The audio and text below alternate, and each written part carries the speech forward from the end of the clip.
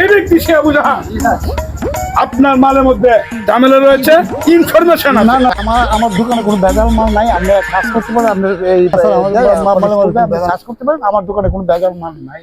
আপনি শিওর তো? জি জি 100% sure? 100% sure. তাহলে আমার অফিসার চার্জ করুন। চার্জ করতে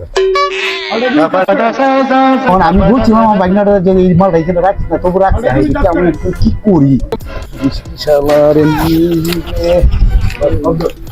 স্যার? এদিকে আসেন, এদিকে আসেন স্যার। এসব কি স্যার এই তো চাপান খাবেন। জাপান? জি জি।